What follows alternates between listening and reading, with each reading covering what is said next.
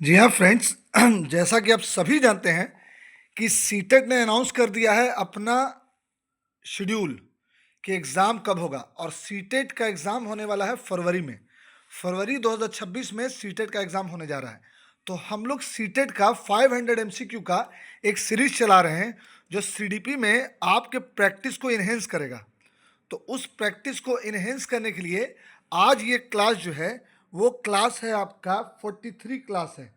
और इस 43 क्लास में 10 क्वेश्चन नहीं बल्कि 30 क्वेश्चन करेंगे, पूरा 30 क्वेश्चन। 30 क्वेश्चन क्यों करेंगे वो समझिए, क्योंकि अब इसका जो सीडीपी का जो प्रैक्टिस है वो लगभग 500 की तरफ होने जा रहा है।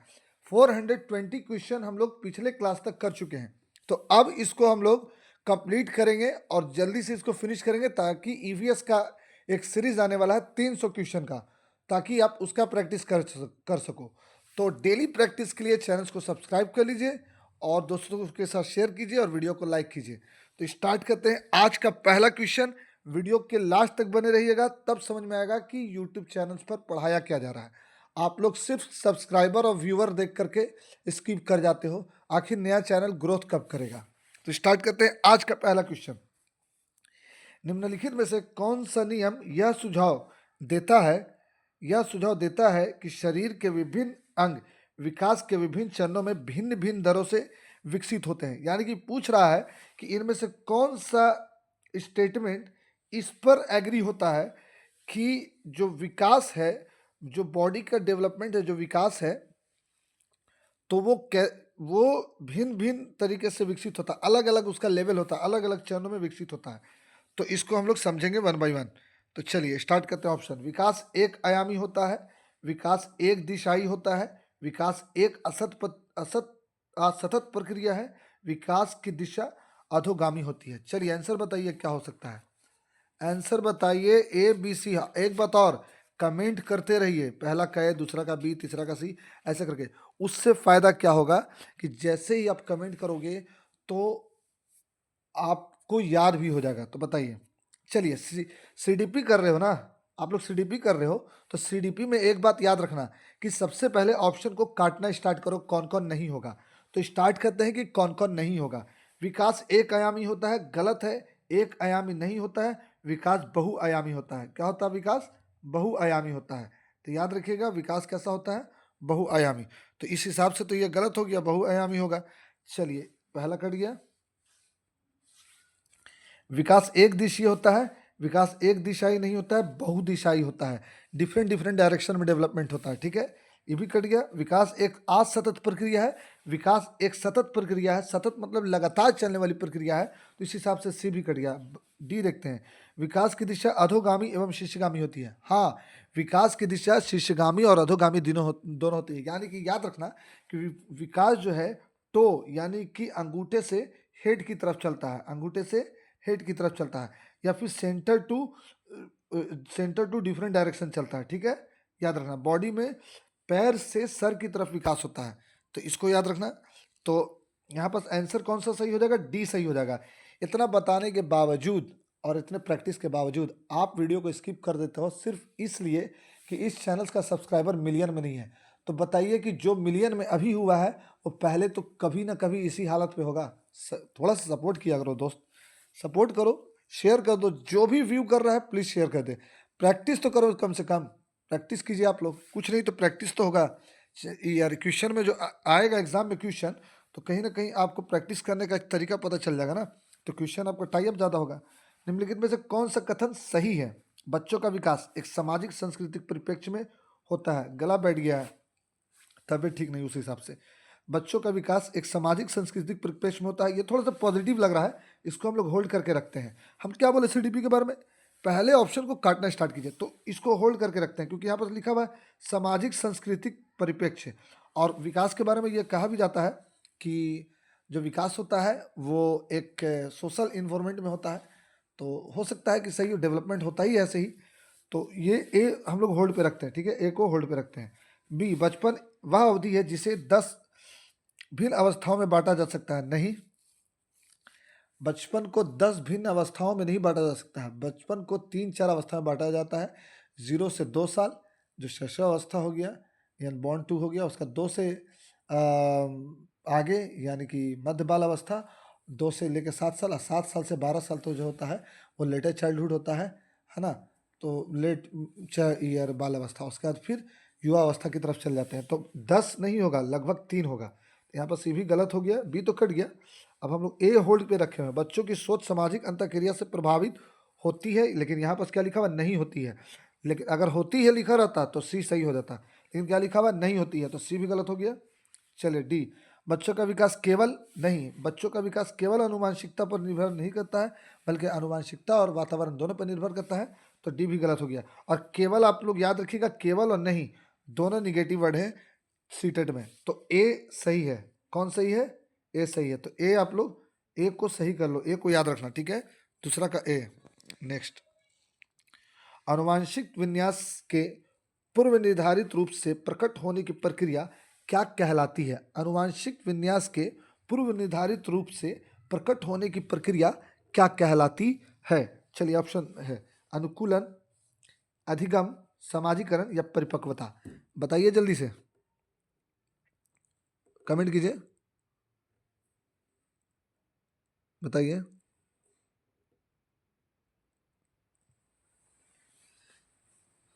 चलिए देखते हैं। देखिए, आनुवांशिक रूप से, आनुवांशिक मतलब क्या? जेनेटिक, जेनेटिक रूप से फिर उसे गठित हो गई। मान लिया फॉर एग्जांपल कोई बच्चा है, इस बच्चे का आंख मम्मी के जैसी है, ठीक, बाल पापा के जैसा है, तो ये आनुवांशिकता ही तो है, जेनेटिक ही तो जा रहा है। तो यह निर्धारित होने की प्रक्रिया क्या कहलाती है? क्या कहलाती है? अधिगम नहीं कहलाएगी, लर्निंग तो बिल्कुल नहीं होगा, अनुकूलन होगा नहीं, अनुकूलन मतलब होता है देख के अडॉप्ट करके सीखना, समाजीकरण होगा नहीं। तो आंसर हो जाएगा D, D answer is right answer, third का डी। चलिए नेक्स्ट देखते हैं, फोर्थ का। फोर्थ में समाजीकरण, देखिए थर्ड का डी हो गया। अब 30 क्वेश्चन करना है, इसीलिए थोड़ा जल्दी जल्दी में रहेंगे। खाली जगह समाजीकरण का प्राथमिक और खाली जगह समाजीकरण का द्वितीय कारक है। परिवार विद्यालय, मीडिया परिवार, विद्यालय मीडिया, मीडिया पास पड़ोस। बताइए क्या होगा? ए बी सी डी, बताइए फोर्थ का आंसर बता दीजिए, बोले। चलिए हम बोलते हैं। देखिए, बच्चा जब जन्म लिया और कुछ भी हरकत सीखा, हाथ पैर हिलाना सीखा, सुनना सीखा, बोलना सीखा, या कुइंग करना सीखा, या वन सेलेबल का वर्ड सीखा, तो बच्चा अगर इंग्लिश वाले लैंग्वेज में, इंग्लिश लैंग्वेज वाले इन्वायरमेंट में पैदा हुआ तो वो इंग्लिश ऑटोमेटिक सीख जाएगा। तो समाजीकरण, वो सबसे पहला समाजीकरण कहाँ से सीखता है? अपने परिवार से। तो समाजीकरण का प्राथमिक कारक कौन है? परिवार है, ठीक। और समाजीकरण का द्वितीय कारक कौन है? विद्यालय, मीडिया और परिवार, विद्यालय मीडिया, मीडिया पास पड़ोस। नहीं, तो द्वितीय क्या हो जाएगा? विद्यालय हो जाएगा, ठीक है। द्वितीय क्या हो जाएगा? विद्यालय। तो ए सही हो गया। मीडिया जो है वो तीसरी सोशलाइजेशन का जो फैक्टर है वो थर्ड फैक्टर है मीडिया, यानी कि तीसरा कारक है। तो यहाँ पर बी होगा नहीं, मीडिया को थर्ड में रखिएगा। परिवार वन में होगा, उसके बाद मीडिया थर्ड में, विद्यालय तो सेकंड में हम बता ही दिए, उसके बाद मीडिया थर्ड में। चलिए कहानी खत्म हो गई। सबसे पहले होगा, देखिए आपको हम गिना देते हैं। सबसे पहले नंबर वन पे ई हो जाएगा, नंबर वन पे समाजीकरण का कारक, ई हो जाएगा नंबर टू पे समाजीकरण का कारक, और मीडिया जो हो जाएगा वो नंबर थर्ड पे समाजीकरण का कारक हो जाएगा, ठीक है, याद रहेगा बात। नेक्स्ट, लॉरेंस कोलबर्ग के अनुसार 7-8 वर्षीय बच्चों में नैतिक निर्णय लेने का आधार क्या हो जाता है? चलिए, नैतिक दुविधा के बारे में भी लॉरेंस कोलबर्ग ने ही बताया है, तो इसमें आप बताइए क्या बोल रहे हैं। सामाजिक व्यवस्था बनाए रखना, 7-8 साल का बच्चा, 7-8 साल का बच्चा नैतिक निर्णय किस बेस पर लेता है? 7 साल 8 साल का बच्चा अगर है तो वो नैतिक निर्णय किस आधार पर लेता है? बताइए। सामाजिक व्यवस्था बनाए रखना, सामाजिक अनुबंध बनाए रखना, दंड और आज्ञा पालन, सार्वभौमिक नैतिक सिद्धांत। देखिए, जब हम लोग डिटेल पढ़ेंगे तो हम लोग इसको पढ़ लेंगे कि ये सब है क्या, लेकिन अभी जो 7-8 साल के बच्चे के बारे में पूछ रहा है वो दंड के डर से नैतिक रहता है। यानी कि 7-8 साल का बच्चा नैतिक या अनैतिक, यानी कि शरीफ या बदमाश इसलिए रहता है क्योंकि उसको डर रहता है कि कहीं ना हमको दंड मिल जाए।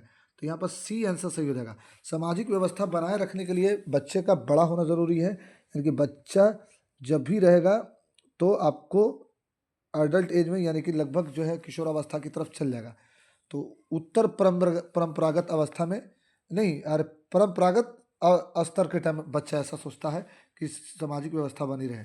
और सार्वभौमिक नैतिकता तो है उत्तर परंपरागत अवस्था में होता है। तो ये डिटेल जब हम लोग कंटेंट पढ़ेंगे तब पढ़ेंगे। अभी का इतना बात जानिए कि फिफ्थ का 7-8 साल का बच्चा दंड के डर से सामाजिक व्यवस्था बनाए रहता है, या नैतिक होगा या अनैतिक, यानी कि अगर बच्चा कुछ 7-8 साल का शरीफ है तो दंड के डर से है, ठीक। अगर हाँ, दंड के डर से है। और आज्ञा पालन अगर कर रहा है, या तो दंड के डर से है या फिर इस डर से है कि हम अपने पापा का आज्ञा पालन करेंगे क्योंकि पापा ने कहा है कि बड़े लोग के सामने नहीं बोलना है। तो दंड और आज्ञा पालन के डर से 7-8 साल का बच्चा डिसिप्लिन में रहता है। छठा, जीन पियाजे के सिद्धांत में क्रमबद्धता किस संदर्भ में प्रयोग हुआ है?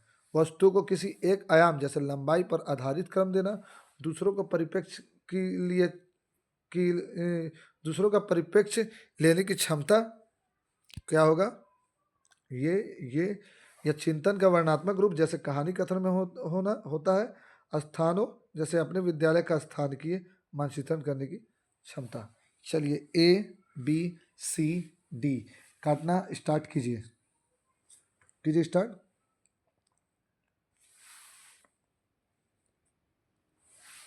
बताइए, बोले, चलिए बोले, चलिए आप लोग कमेंट कर लिए तो बोलते हैं। वस्तु को किसी एक आयाम जैसे लंबाई पर आधारित क्रम देना, क्या बोला? क्रमबद्धता। क्रमबद्धता में क्या होगा? क्रम से आप सजाइएगा। मान लिया कि कोई 3 चीज है, मान लिया कि हम एक, चलिए कुछ हम बना देते हैं। क्रमबद्धता,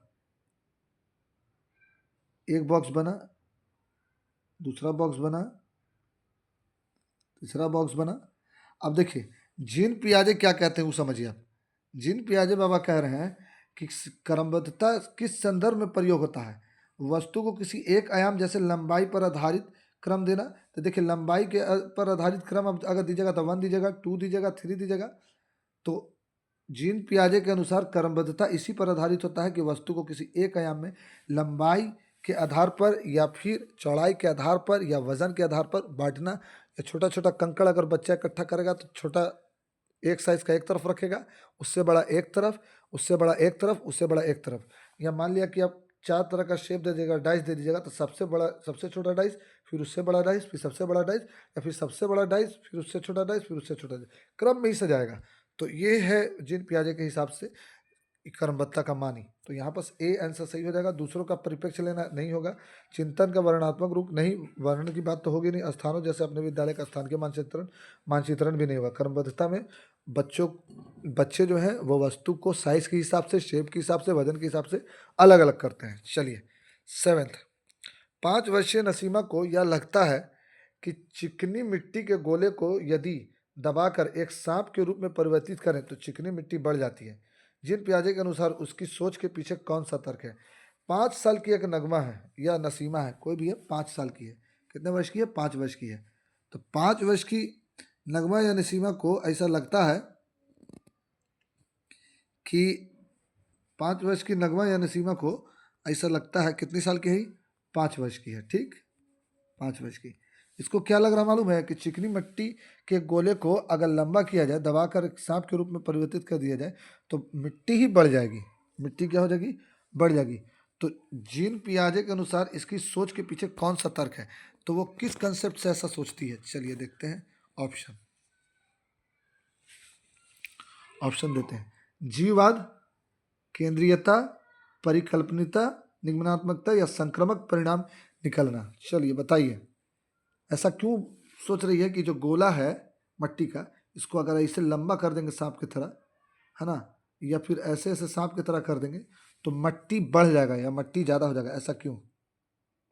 बताइए। चलिए देखते हैं।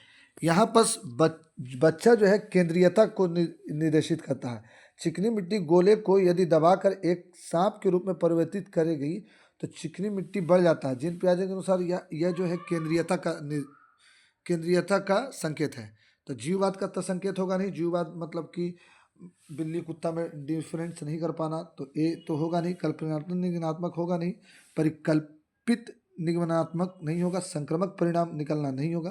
यहाँ पर होगा केंद्रीयता, तो बी सही हो गया। नेक्स्ट, ले वैगस्की के संज्ञानात्मक विकास का सिद्धांत खाली जगह पर आधारित है, सामाजिक संरचना पर, व्यवहारवाद पर, मनोविश्लेषण पर या सार्वभौमिक पर। चलिए देखिए, बाबा वायगस्की का जब भी नाम आएगा तो आप उसके साथ समाज को जोड़िएगा। किसको जोड़िएगा? समाज को। तो आप समझ लीजिए कि ले वायगस्की का फिर से नाम आ गया है। आंसर कीजिए क्या हो सकता है इसमें। मोस्ट प्रोबेबली समाज से रिलेटेड ही इसका आंसर होता है। तो चलिए लगाते हैं इसका आंसर। मनोविश्लेषण होगा नहीं, क्योंकि बाबा ले वैगस्की साइकोलॉजिस्ट, कौन सा साइकोलॉजिस्ट का नाम आया है? ले वैगस्की का। तो ले वैगस्की का नाम आया है तो इस हिसाब से मनोविश्लेषण होगा नहीं। सार्वभौमिक सिद्धांत ये दिए नहीं, व्यवहारवाद के बारे में इन्होंने बताया नहीं, सामाजिक संरचना के बारे में होगा। तो ले वैगस्की के अनुसार ए होगा, सामाजिक संरचना। ठीक है, जहाँ वैगस्की आएगा वहाँ सामाजिक संरचना, और जहाँ जीन पियाजे आएगा वहाँ सामाजिक संरचना नहीं होगा, बल्कि वहाँ होगा संज्ञान। ठीक, चलिए तो हो गया 8वां का सामाजिक संरचना। 30 क्वेश्चन का टारगेट है। ले वैगस्की ने बच्चों के समय से संवाद करने की क्रिया के लिए किस शब्द का प्रयोग किया है? निजी संवाद, उच्च स्वर में वार्ता, पाड़ या स्व केंद्रीयता। देखिए काटना स्टार्ट कीजिए।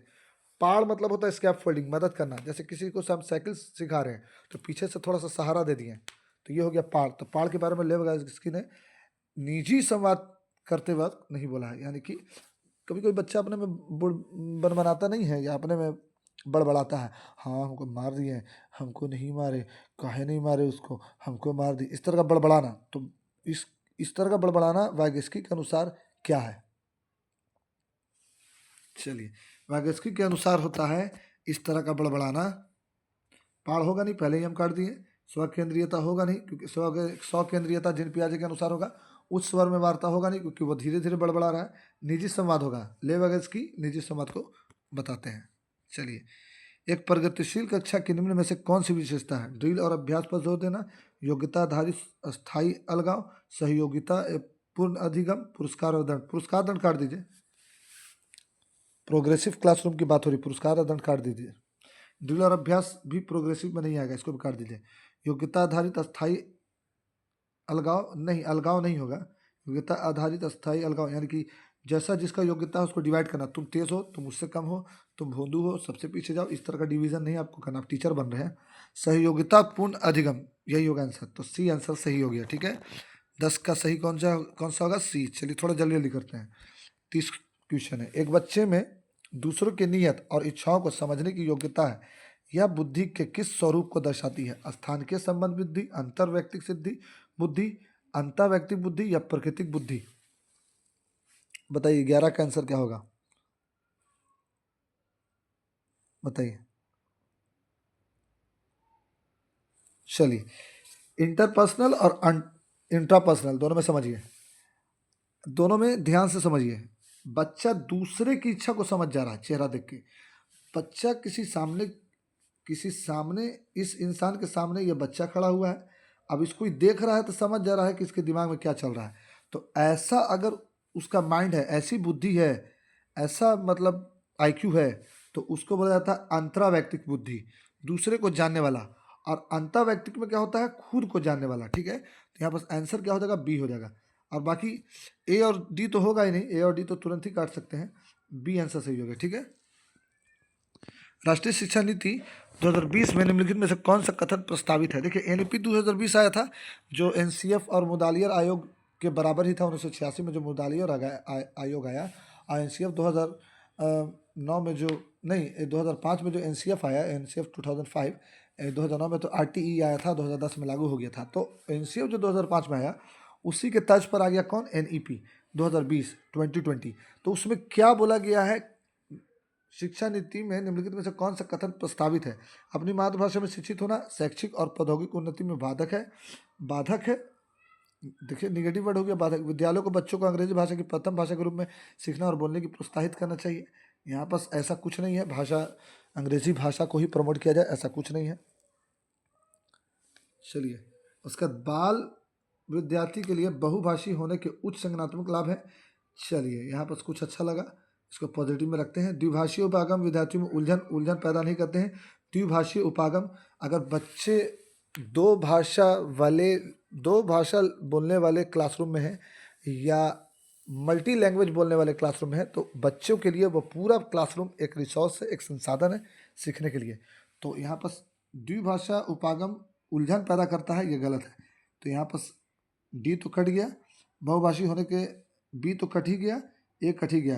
बहुभाषी होने के उच्च संज्ञानात्मक लाभ है, ये सी ज़्यादा सही होगा, ठीक है। उच्च संज्ञानात्मक लाभ है यानी कि किसी भी क्लासरूम में विद्यार्थियों का बहुभाषी होना सारे बच्चों के लिए, सारे बच्चों के संज्ञान के लिए ज़्यादा प्रॉफिटेबल है। याद रखा बात, सारे बच्चों के संज्ञान के लिए प्रॉफिटेबल है, सबके लिए। क्योंकि मान लिया कि एक ही क्लासरूम में कोई बोल रहा है इंग्लिश, दूसरा बोल रहा है हिंदी, तीसरा बोल रहा है तेलुगु, चौथा बोल रहा है मलयालम, तो मिला जुला के सब कोई को फायदा होगा, ठीक है। याद रखा बात। चलिए, तो सी सही आंसर हो गया। डी, जेंडर भूमिकाएं अधिग्रहित व्यवहार है, जन्मजात व्यवहार है, जैविक संरचना है, आनुवंशिक निर्धारित है। चलिए बोलिए क्या होगा। जेंडर भूमिकाएं, 13 का आंसर। जो काट सकते हैं उसको काटिए। देखिए, जेंडर कभी भी आनुवंशिक जो योग्यताएं हैं उसमें नहीं जा सकता। जेंडर आनुवंशिक भूमिकाएं नहीं है। ऐसा ज़रूरी है कि मम्मी के बॉडी से जन्म लिया हुआ बच्चा हमेशा लड़की ही पैदा होगा, ऐसा तो जरूरी नहीं है। मम्मी ही के बॉडी से हम लोग भी जन्म लिए हैं, तो हम लोग लड़की थोड़ी पैदा हो गए, तो आनुवंशिक निर्धारण नहीं है। जैविक संरचना है, जैविक संरचना जेंडर नहीं है बल्कि लिंग है, तो यहाँ पर ये भी गलत हो गया। जन्मजात व्यवहार, जन्मजात व्यवहार नहीं है, ऐसा कुछ नहीं है, तो ए सही हो जाएगा। अधिग्रहित व्यवहार है, जेंडर भूमिकाएं अधिग्रहित व्यवहार है, जेंडर पक्षपात या जेंडर भूमिकाएं अधिग्रहित व्यवहार है। ये बताइए आप लोग कि ये लड़की और ये लड़का, हम लोग क्या करते हैं, लड़की हो लड़की की तरह रहो, लड़का हो लड़का की तरह रहो। तुमको दिलाएंगे गुड्डा गुड़िया और तुमको दिलाएंगे बंदूक, कर रहे हैं ना, दोनों में डिफरेंस। तो ये तो अधिग्रहित ना है, ये तो हम लोगों ने ऐसा किया है। अगर शुरू से जो जन्म ली लड़की, उसको अगर आप शुरू से बंदूक दिलाइएगा, शर्ट पैंट पहनाइएगा, हेयर कटवा दीजिएगा, लड़कों के साथ खेलने के लिए छोड़ दीजिएगा, तो उसके अंदर का जो लड़कीपन है वो ख़त्म हो जाएगा। और इस तरह से हम ये कह सकते हैं कि जेंडर जो है वो अधिग्रहित व्यवहार है, यानी कि जो हम अधिग्रहण कर लिए हैं पहले से उसी से चल रहा है, तो ए सही होगा। सतत एवं समग्र मूल्यांकन का प्राथमिक उद्देश्य क्या है। छात्रों के प्रदर्शन की एक दूसरे से तुलना करना। देखिए, तुलना करना हम शुरू में ही बताए हैं, इससे पहले के कई क्लास में बता चुके हैं कि किसी भी बच्चे को एक दूसरे से कंपेरिजन मत करो, तो ये तो होगा नहीं, काट ही दो। बल्कि छात्रों को समझ को आंकना और पाठ्यक्रम तथा शिक्षा शास्त्र को उसके अनुसार रूपांतरित करना। हो सकता है बी सही हो, लेकिन सी और डी पढ़ेंगे। छात्रों को उनके प्रदर्शन के अनुसार वर्गीकृत करना, वर्गीकृत नहीं करना है। छात्रों को किसी विषय में सफल और विफल नहीं, ये भी नहीं करना है। तो आंसर सही हो गया बी। तो यहाँ 14 का कौन आंसर हो जाएगा, बी। चलिए 15, अपनी कक्षा के लिए मूल्यांकन पद्धति तय करने से पहले शिक्षक को किन बातों पर विचार करना चाहिए। मेरे अलावा इन परिणामों का उपयोग कौन करेगा। विशिष्ट छात्रों के अधिगम वक्र का पता लगाने का सर्वोत्तम तरीका है क्या है। कौन सा तरीका अध्यापिका को समय के शिक्षा शास्त्र पर चिंतन में मदद करेगा। कौन सी विधि छात्रों को उच्चतम अंक पाने में मदद करेगी। चलिए देखिए, 15 का क्या हो सकता है आंसर। 15 का आंसर क्या हो सकता है, बताइए बताइए।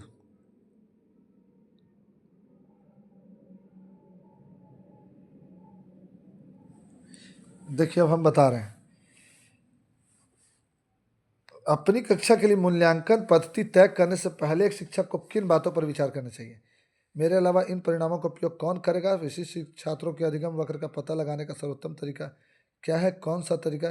देखो, ये क्वेश्चन जो है ना 2022 का पूछा हुआ क्वेश्चन है, क्वेश्चन गलत है। इसमें से कोई भी ऑप्शन जो है सही नहीं है, समझे। देखिए, कौन सी विधि छात्रों को उच्चतम अंक ऐसा थोड़ी है। बोल रहा है कि मूल्यांकन तय करने से पहले एक शिक्षक को किन बातों पर विचार करना चाहिए। तो क्या एक टीचर ये विचार करेगा कि उच्चतम अंक हम कैसे दिलवा दें। उच्चतम अंक की तो बातें नहीं करना है, मेरिट की बात करना है। तो चौथा तो ऐसे ही कट गया, तो चौथा इसमें भी है, चौथा इसमें भी है, चौथा इसमें भी है, तीनों तो कट गया। अब 1 और 2 में देखते हैं, कट ना गया, ये तो ऑप्शन है ना। 1 और 2 में देखते हैं, मेरे अलावा इन परिणामों का उपयोग कौन करेगा।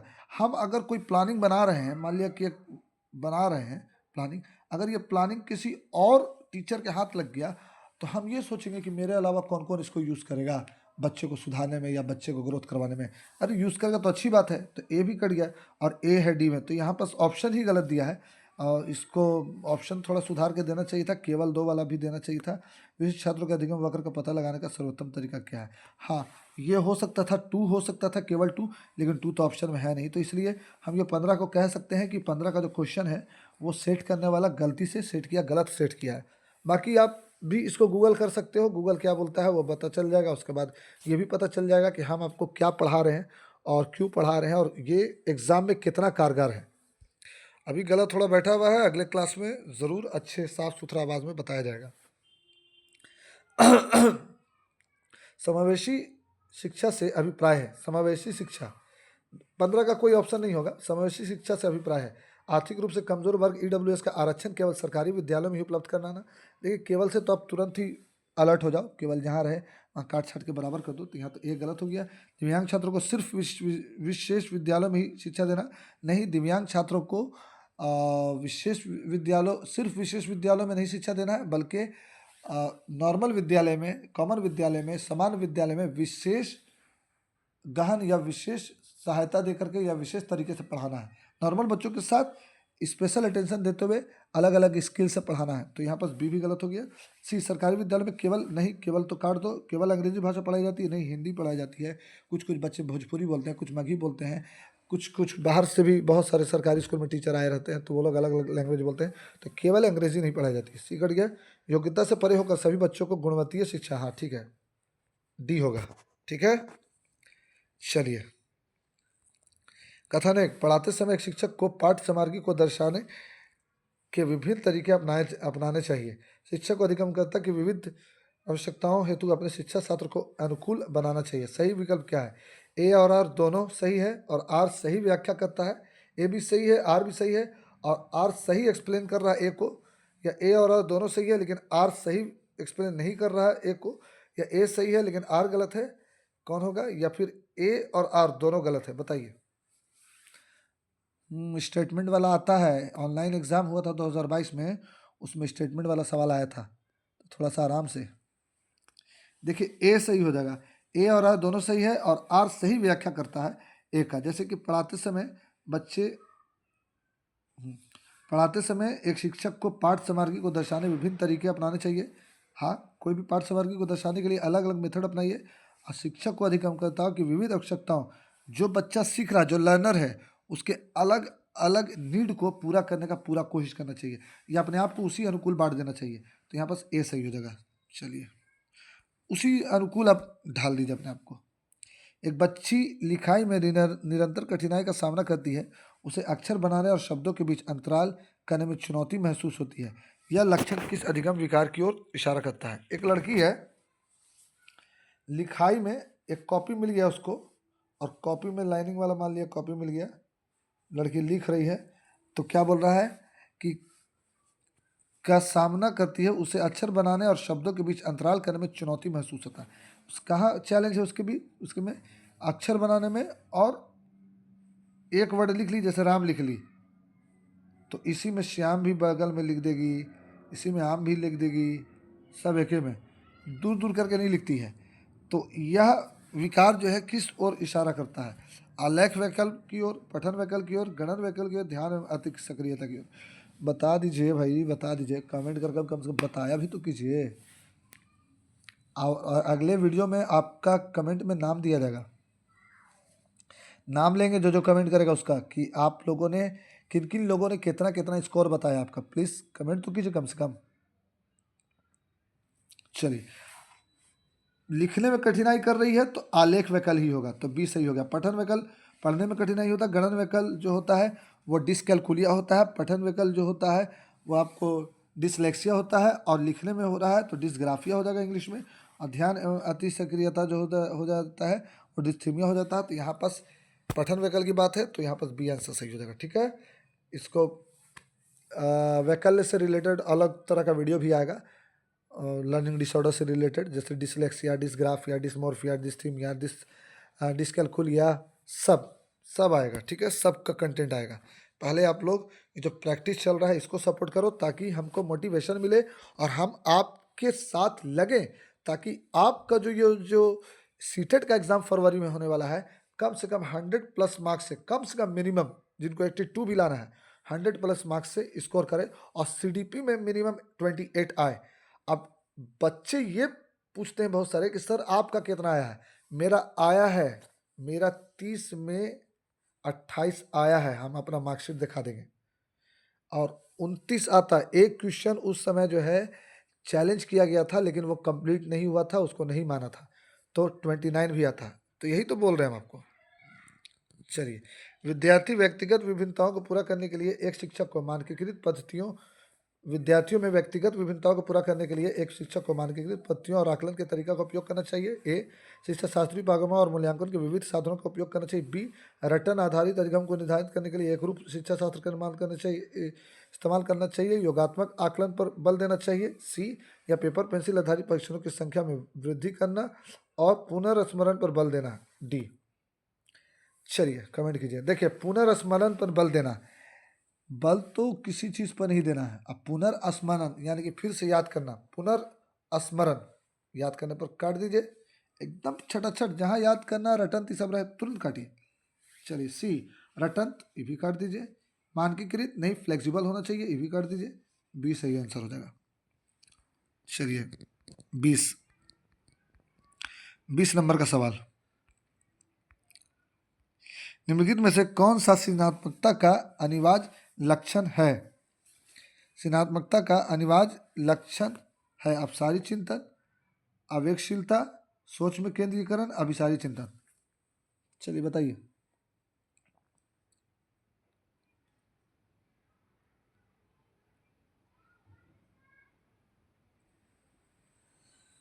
चलिए देखिए, अपसारी और अभिसारी यही दोनों में से होगा, तो बी और सी काट दीजिए। अब समझिए, अभिसारी और अपसारी में फर्क।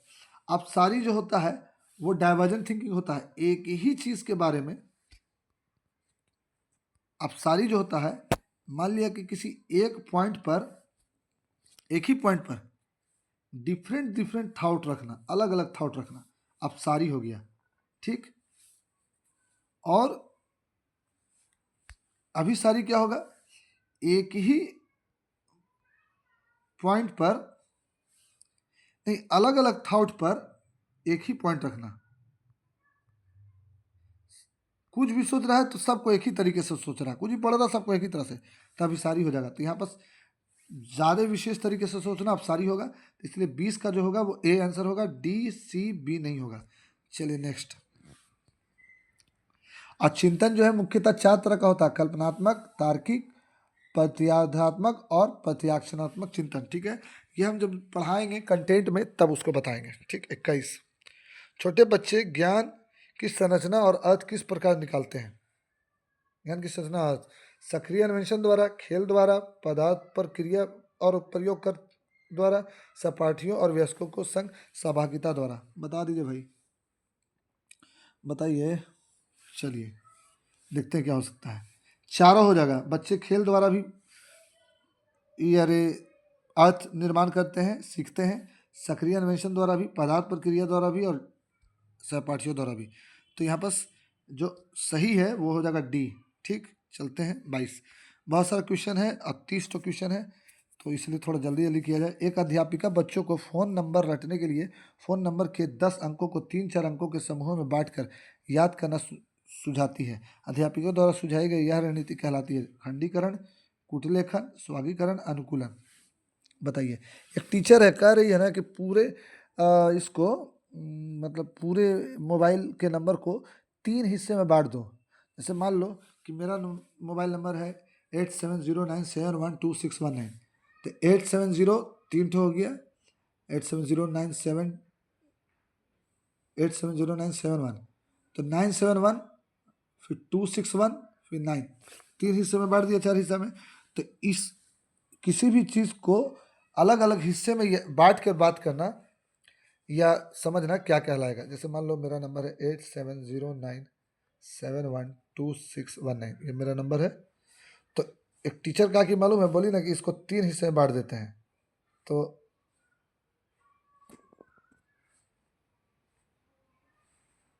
870 अलग कर दी, 97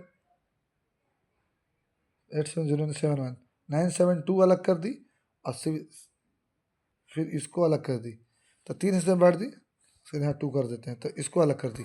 तो मतलब 3 हिस्से में बांट दी, तो इसको क्या बोलते हैं, बांटने को क्या बोलते हैं, स्वर्गीकरण होगा नहीं, स्वर्गीकरण होगा नहीं, अनुकूलन होगा नहीं, कुटलेखन होगा नहीं, खंडीकरण होगा। ठीक है। निम्नलिखित में से अधिगम की कौन सी दशा पर विद्यालयों में सबसे अधिक बल देना चाहिए? परिवेश से सहभागिता द्वारा कौशलों और ज्ञान का अर्जन, विषय वस्तु को रटना, दूसरों की निष्क्रियता अनुकरण, या उद्दीपक अनुक्रिया संबंध द्वारा व्यवहार का अनुबंधन। बताइए। देखिए, रटना तो काट दीजिए, अब बताइए, रटना तो काट दिए, दूसरों का निष्क्रिय अनुकरण भी नहीं, सक्रिय अनुकरण करना है, उद्दीपक अनुक्रिया भी नहीं, जैसा जो कर रहा है वैसे ही हम भी करेंगे, ऐसा नहीं, तो डी भी गलत, ए सही हो जाएगा। ठीक है। परिवेश की सहभागिता द्वारा कौशलों और ज्ञान का अर्जन। 24, निम्नलिखित में कौन सा युग्म सामाजिक संज्ञानात्मक उपागम के अनुसार छात्रों को पढ़ने की सुसाध्य करता है? सलमा विद्यार्थियों को नए शब्द सिखाने के लिए फ्लैश कार्ड का उपयोग करती है और उनके सही उत्तरों के लिए उन्हें टॉफी देकर पुरस्कृत करती है।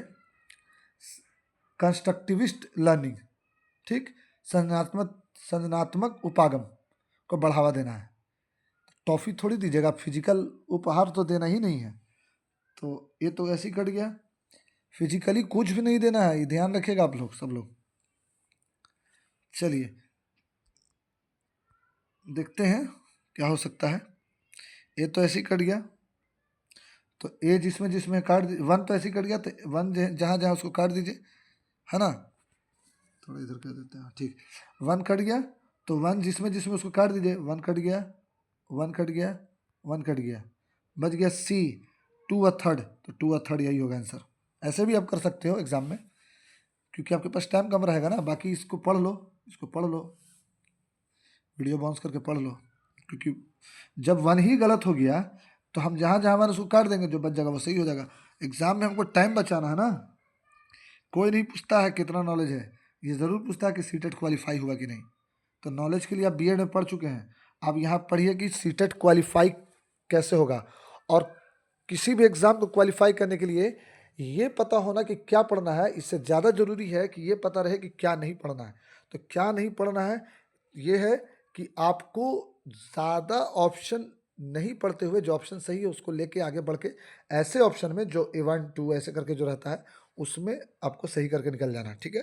चलिए नेक्स्ट, एक शिक्षक होने के नाते आप अपने छात्रों में समस्या समाधान क्षमताओं को किस प्रकार सुसाध कर सकते हैं? अपने विद्यार्थियों में डर की भावना पैदा करके, समस्याओं को हल हेतु अटल तरीके से इस्तेमाल को बढ़ावा देकर, समरूपों के इस्तेमाल को बढ़ावा देकर, निष्क्रिय रटन पद्धति के इस्तेमाल को बढ़ावा देकर। रटन पद्धति तो होना ही नहीं चाहिए, डी काट दीजिए। उसका क्या बोल रहा है, अटल, अटल नहीं फ्लेक्सिबल, बी काट दीजिए। डर, डर की भावना बच्चा में पैदा कीजिएगा, बच्चा पढ़ेगा कब, सी हो गया सही आंसर। चलिए अब देखते हैं 26, निम्नलिखित में से कौन सा सार्थक अधिगम को सुसाध्य करेगा? कक्षा के संदर्भ में रहित अधिगम को बढ़ावा देना, संदर्भ रहित एक समस्या पर विविध तरीके से विचार करने के लिए प्रोत्साहित करना, रट्टा मारकर सीखने को प्रोत्साहित करना, शिक्षक द्वारा श्याम पट पर लिखे गए उत्तरों को नकल करना। नकल करना काट दीजिए, रट्टा मारकर काट दीजिए। अब आइए ए और बी पर, हम बोले ना ऑप्शन को काटिए, ऑप्शन को काटिए और काट करके डिसीजन लीजिए कि कौन सही है। ए और बी पर आइए, संदर्भ रहित नहीं, संदर्भ सहित, तो यहाँ पर संदर्भ रहित, रहित जो आ गया वो निगेटिव हो गया, ए गलत हो गया, बी सही। एक समस्या पर अलग अलग तरीके से सोचना है। ठीक है। 27, अगर विद्यार्थी अपने कार्य की सफलता को आंतरिक कारणों पर आरोपित करते हैं तो उनमें खाली जगह की भावना उत्पन्न होगी। शर्म, गुस्सा, गर्व, उत्कृष्टता। विद्यार्थी अपने कार्य की सफलता, कोई भी काम बच्चा कर रहा है तो उसको उस काम को करने के लिए इनर मोटिवेशन रहे, सफलता को आंतरिक कारणों पर आरोपित करते हैं तो खाली जगह की भावना उत्पन्न होगी। बताइए 27 का आंसर। बच्चा कोई भी सफलता लिया, मान लिया कि बच्चा एक मैच में जीत गया या किसी एग्जाम में अच्छा रिजल्ट लाया, तो बच्चा को उसके अंदर कौन सी भावना होनी चाहिए? शर्म की भावना नहीं, गुस्सा की भावना नहीं, बल्कि इनर मोटिवेशन उसके अंदर है, तो उसको गर्व होना चाहिए। तो सी हो गया, डी गलत। चलिए सी, 27 का सी, इनर मोटिवेशन रहे। शिक्षा के प्राथमिक स्तर पर बहुसंवेदनीय उपागम को प्रोत्साहित करना चाहिए क्योंकि यह अधिगम को और अधिक प्रभावशाली बनाता है या कुछ बच्चों की शिक्षा क्या लिखा, बहुसंवेदनीय उपागम। ठीक, तो यह अधिगम को और अधिक प्रभावशाली बनाता है या कुछ बच्चों को शिक्षा से वर्जित करने के मौके देता है या अध्यापक के निर्देश अवधि का काफी समय बचाता है या बच्चों में अज्ञापरयणता पैदा करता है। बताइए जल्दी। 28, अधिगम को अधिक प्रभावशाली बनाता है, ऐसा अधिगम को अधिक प्रभावशाली बनाता है, तो यहां पर BCD काट दीजिए, BCD काट दीजिए, BCD काट दीजिए। तीनों में वर्ड है वर्जित, निगेटिव। अध्यापक निर्देश अवधि का काफी समय बचाता है, अध्यापक को समय में नहीं बचाना, बच्चे को ज्यादा सिखाना है। आज्ञापरयणता पैदा करता है, नहीं बच्चा बहुत मतलब आज्ञा पालन करेगा, वैसा रहेगा तो नहीं, ये सही होगा। प्राथमिक लेवल पर आप पढ़ा रहे हैं, आप बहुत संवेदनीय उपागम पढ़ा रहे हैं, तो उपागम को प्रोत्साहित कर रहे हैं, तो यहाँ पर ये सही हो जाएगा। चलिए 29, बच्चे अक्सर विभिन्न संकल्पों के बारे में वैकल्पिक संकल्पनाएं और भ्रांतियां गठित कर लेते हैं। इस संदर्भ में निम्नलिखित में से कौन सा कथन सही नहीं है? देखो आ गया डेंजर से डेंजर सवाल, जहां भी नहीं रहेगा उसको बहुत ध्यान से पढ़ना। ठीक, वैकल्पिक संकल्पना या भ्रांतियां गठित कर लेते हैं बच्चे, इस संदर्भ में कौन सा कथन सही नहीं है? एक अध्यापकों को बच्चों द्वारा गठित वैकल्पिक संकल्पनाओं और भ्रांतियों को सख्त रूप से हतोत्साहित करना चाहिए। बच्चों और वयस्कों में वैकल्पिक संकल्पनाओं और भ्रांतियों का गठन बहु स्वाभाविक है। एक अध्यापिका को रूप में से इन वैकल्पिक संकल्पनाओं और भ्रांतियों पर गौर करना चाहिए क्योंकि वे सीखने सिखाने की प्रक्रिया में महत्वपूर्ण है।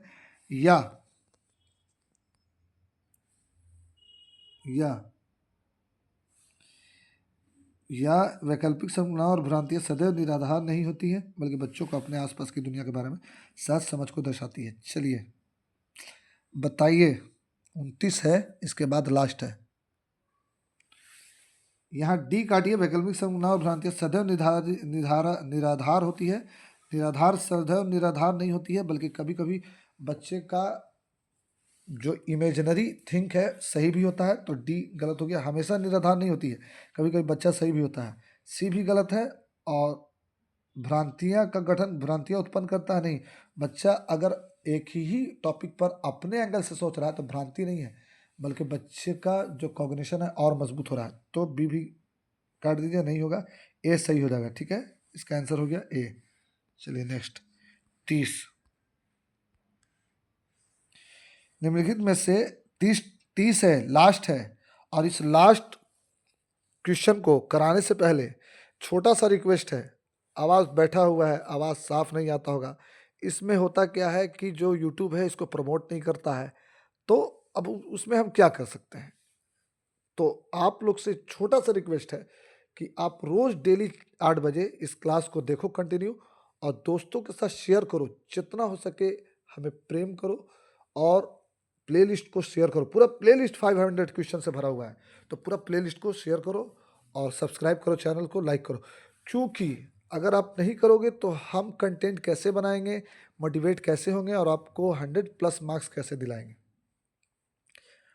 बच्चे अगर आप पूछेगा आपका आया है, मेरा आया है, 100+ मार्क्स आया है, और 100+ प्लस नहीं उससे भी ज़्यादा आया है। तो इसलिए इसको देखो पूरा कंप्लीट आप लोग दोस्तों, प्लीज़। और शेयर जितना हो सके एकदम दोस्तों के साथ शेयर कर दो, जितना हो सके। छोटा चैनल है, बड़ा आप लोग को करना है, आप लोग की जिम्मेदारी है। मेहनत हमको करना है, चैनल का ग्रोथ आप कीजिएगा। निम्नलिखित में से अधिगम का कौन सा परिप्रेक्ष्य यह कहता है कि ठोस प्रलोभनों और पुरस्कारों द्वारा विद्यार्थियों को सीखने के लिए अभिप्रेरित किया जा सकता है? मानवतावादी, व्यवहारवात्मक, संज्ञानात्मक, सामाजिक, सांस्कृतिक? बताइए 30 का आंसर। चलिए बताइए जल्दी। सामाजिक संस्कृति नहीं होगा, संज्ञानात्मक होगा नहीं। बताइए, यहाँ पर जो सही आंसर है वो सही आंसर हो जाएगा आपको व्यवहारवाद। ठीक, मानवतावाद में ऐसा कुछ नहीं है। बोला जा रहा है कि ठोस प्रलोभन मतलब कि कोई लालच देना, तो व्यवहारवाद में। ठीक है, तो ये था आज का 500 MCQ सीरीज का 43वां वीडियो, 43 वीडियो, और हम कर चुके हैं 30 क्वेश्चन। 30 क्वेश्चन के साथ ही ये वीडियो कंप्लीट कर रहा है 450 क्वेश्चन को, और बस 1-2 वीडियो और आएगा और कंप्लीट हो जाएगा कितना क्वेश्चन, कंप्लीट हो जाएगा आपका 500 क्वेश्चन। और इसके बाद ईवीएस का क्लास स्टार्ट होने जा रहा है, डेली प्रैक्टिस 8 बजे। तो never forget to watch my video. और ये वीडियो जो है आपके पूरे प्रिपरेशन को बैलेंस करेगा, इन्हेंस करेगा और अच्छा स्कोर करेगा। जब आप एग्ज़ाम दे करके आओगे तब आप याद रखना, क्योंकि किसी भी एग्ज़ाम को पास करने के लिए एक चीज़ चाहिए, खास करके कुछ करो या नहीं करो, पीवाईक्यू करते रहो। तो कंटेंट आप कहीं से भी पढ़ो, पीवाईक्यू हम पढ़ा रहे हैं, इसको पढ़ो। लास्ट में जनवरी के बाद कंटेंट स्टार्ट हो जाएगा। कंटेंट पीवाईक्यू पहले इसलिए क्योंकि आपके माइंड में एक average on an average CDP का एक कंसेप्ट बन जाना चाहिए, ठीक है। और संडे वार्ता में आपको बताएंगे कि सीटेट कैसे क्रैक किया जाता है, कौन कौन सा नोट्स पढ़ा जाता है या नोट्स पढ़ा जाता है या नहीं पढ़ा जाता है। सीटेट के लिए 10,000, 12,000, 15,000 का बड़ा कोचिंग ज्वाइन करना है या नहीं करना है, या यूट्यूब से ही हो जाएगा, या फिर मैंने अपना सीटेट कैसे क्रैक किया। और सारी बात जो है संडे वार्ता में, सीटेट की एलिजिबिलिटी, सीटेट पेपर 1 में कितना लगेगा, पेपर 2 में कितना लगेगा, सीटेट का एग्जाम सीबीटी बेस्ड होगा या ऑफलाइन होगा और कितने शिफ्ट में होगा, नॉर्मलाइजेशन होता है तो कितना नंबर घटता है, कितना नंबर बढ़ता है, ये सारी बात अगले संडे वार्ता में, यानी कि रविवार वार्ता जो होगा, रविवार का जो बातचीत होगा, हर रविवार को बातचीत होगा, उसमें आपको बता दिया जाएगा। अभी तक के लिए इतना ही। सब्सक्राइब, फिर मिलेंगे कल 8 बजे इसी चैनल्स पर, इसी प्लेलिस्ट को लेकर के, 30 क्वेश्चन को लेकर के प्रैक्टिस करना नहीं भूलिएगा और हमें सपोर्ट करते रहिएगा। Thanks for watching, visit again, subscribe.